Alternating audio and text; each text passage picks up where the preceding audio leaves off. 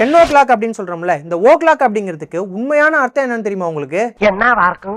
13ஆம் நூற்றாண்டுக்கு முன்னாடி வரைக்கும், அதாவது இப்ப இருக்கிற கிளாக் எல்லாம் கண்டுபிடிக்கிறதுக்கு முன்னாடி எல்லாம் சூரியனை வச்சு, நிலாவை வச்சு இந்த மாதிரி எல்லாம் தான் நேரத்தை கணக்கிட்டாங்க. இப்ப இருக்கிற கடிகாரங்கள் மாதிரி எல்லாம் அப்போ நேரத்தை துல்லியமா கணக்கிடல, தோராயமா தான் கணக்கிட்டு இருக்காங்க. இதுக்கப்புறமா பாத்தீங்கன்னா ஐரோப்பாவுல முதல் முறையா இயந்திர கடிகாரங்கள் உருவாக்கப்பட்டுச்சு. அதெல்லாம் பெரும்பாலும் பாத்தீங்கன்னா சர்ச்சுகள்லயோ இல்லனா ஊரோட ஒரு முக்கியமான கோபுரத்திலயோ தான் வைக்கப்பட்டுச்சு. ஆரம்ப காலத்துல வந்து அந்த மாதிரி கடிகாரங்கள்ல மணிக்காற்ற முள் மட்டும் தான் இருந்திருக்கு, நிமிட முள் கிடையாதான். இந்த பாயிண்ட்ல இருந்து ஓ கிளாக் அப்படிங்கிற வார்த்தை எப்படி வந்தது அப்படிங்கிறதுக்கு தர்க்க ரீதியா ரெண்டு விதமான காரணங்கள் சொல்லப்படுது. ஒண்ணு என்னன்னா, அந்த காலகட்டத்துல சூரியனை வச்சு சொல்ற நேரமும் கடிகாரத்தை பார்த்து சொல்ற நேரமும் பெர்ஃபெக்ட்டா பொருந்தி போகல. இதனால நிறைய குழப்பம் வந்திருக்கு. உதாரணத்துக்கு ஒருத்தர் சூரிய கடிகாரத்தை வச்சு கரெக்டா நண்பகல்ல நம்ம சர்ச்சில் மீட் பண்ணலாம் அப்படின்னு இன்னொருத்தர்கிட்ட சொல்றாருன்னு வச்சுக்கோங்க. அதை கேட்டவர் இயந்திர கடிகாரத்தோட நேரப்படி சரியா 12 மணிக்கு வந்தா ரெண்டு நேரமும் பொருந்தி போகல. ஏன்னா அவர் சூரிய கடிகாரத்தை பார்க்கும்போது மழைக்காலமா இருந்திருக்கலாம், மேகமூட்டமா இருந்திருக்கலாம், இப்படி பல குழப்பங்கள் அதுல இருந்ததால ஒருத்தருக்கு இயந்திர கடிகாரத்தை பார்த்து நேரம் சொல்லும் போது நான் சூரிய கடிகாரத்தை பார்த்து மணி சொல்லல, கிளாக்க பார்த்து தான் மணி சொல்றேன் அப்படிங்கிறதுக்கு